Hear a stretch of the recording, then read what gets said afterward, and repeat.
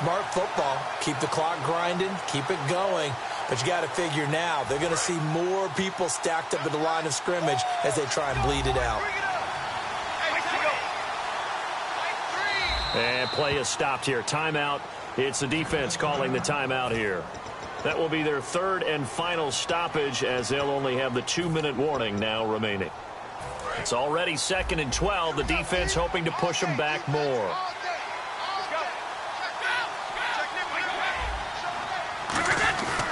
And they'll go with the ground attack here. And he'll get this one up to the 26. Give him 2 on that run, and they're still left looking at a 3rd and about 9 to go. Well, I think we know by now that every run is not going to be broken and get all the way to the end zone. But these short ones still have their value. You can still set up your play action and throw the football. You control the clock because you have the ball and they don't. And often the physicality sets the tempo for the game.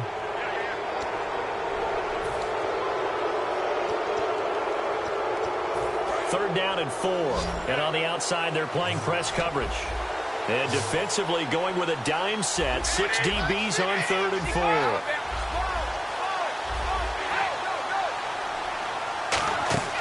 On play action, they'll throw. And it's complete. Henry. And he's brought down, but not before picking up the first with a very effective stiff arm. And defensively, they just don't seem to have much of an answer for this passing game. Not at all. And look at the confidence that's exhibited here. With that type of a lead, clock on their side, instead of running it, they're still throwing it, trying to pick up first downs and keeping the football. And taking it across midfield and just shy of the 40. And a nice carry there of 15 yards. Absolutely love the run right there. This guy's known for his quickness, but also for his speed. And he's able to get to the second level almost before you blink if you give him any type of blocking. Always talk about slot receivers. They're usually known as quicker than fast.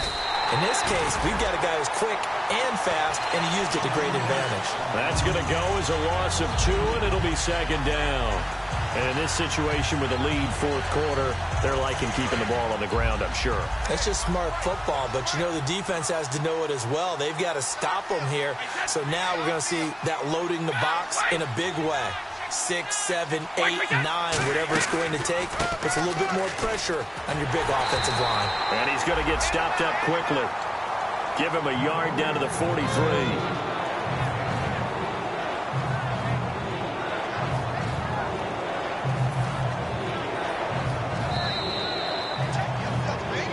Time for a break. We'll come back to wrap this one up after this.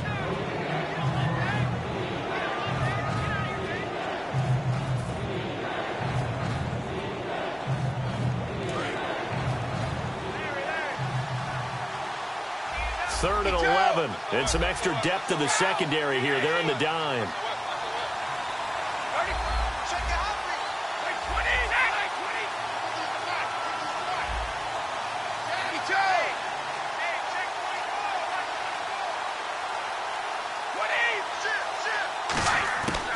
Now a shotgun snap as they'll look to throw. It's brought in by Dodson. Touchdown, Washington. Josh Dodson, his 2nd touchdown of the afternoon. And the Redskins are going to add on to their lead. They were still throwing with a comfortable lead here late, and now that lead even more comfortable. And your first thought is there bad blood that went into this one ahead of time, that maybe they're seeking some revenge or they just don't like them? But the other thing that always hits me is, are they worried about playoff positioning? Right? Are they worried about, do you need enough points in case there's a tiebreaker that comes into play later?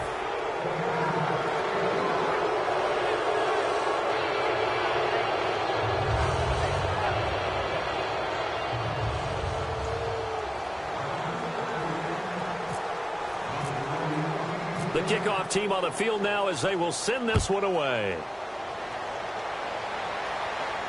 This will be taken to the back of the end zone.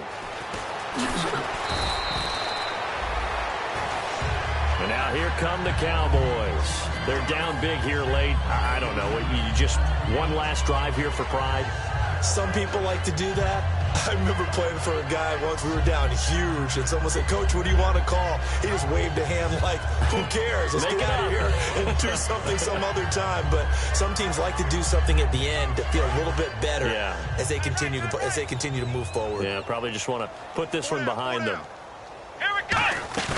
Now a play fake here on first down. Firing quickly here, and that's complete. Just a yard on the catch there. It'll be 2nd and 9. So they complete the pass, and now they face a 2nd down. And the offense moving quickly to the line. Here we go. Ohio. A 2nd down throw for Prescott. He's going to let it fly. And his pass is intercepted for the 4th time today. A great read, and it's picked off. And his guys are going to take over at the 31-yard line. Out comes Washington's offense as they get set to take over here. They have the big cushion here in the final stages of this one. I don't know if there's any better feeling than being up big on the road. There really can't be, because for a team to go on the road and win in the NFL, that's huge to begin with. But just think about all the preparation that went into it. When they first started talking about this game, leading up to it during the week, going on the road, unfamiliar city, obviously, unfamiliar hotel. No one's going to be with you once you get to the stadium. They're all going to be against you. You name it, all those things they had to deal with, they were able to conquer them and do it convincingly. Yeah, they did it very convincingly, and now the final moments of this one. So they ran against the 4-6 defense. Not only did they run against it, they tried to run it right up the gut. And that's really not a great place to go when you're running against what is commonly known as the Bear defense, made popular by those great Chicago Bears teams. No place to go right in the middle of that.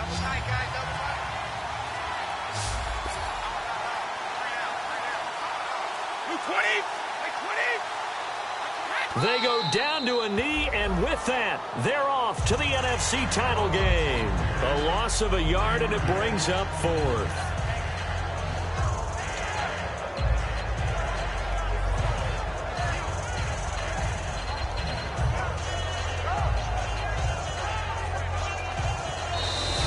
Their coaching staff, they were pretty adamant beginning of the year. Our goal is to get to the Super Bowl. Well, they made it to the playoffs. That's part 1, but they fall a little bit short. And to me, once again, it exemplifies just how difficult it is to not just make the playoffs, but to win games in the playoffs. So you can set your goals high, but if anything is off during that time, you have some key injuries or you just don't play well, you get a bad matchup where that team just has better strength than you in certain areas, this is how it ends. So I don't think it's a total loss of a season, but obviously didn't get where they wanted to go.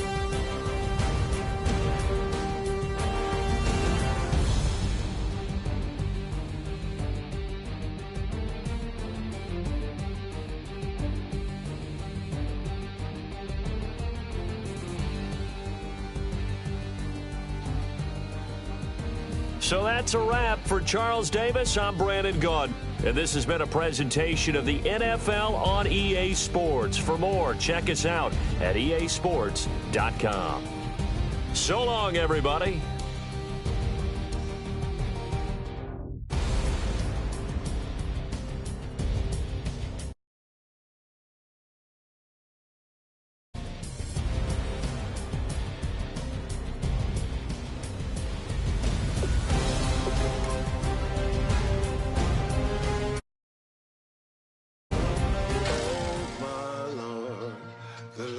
Going down and the week is here.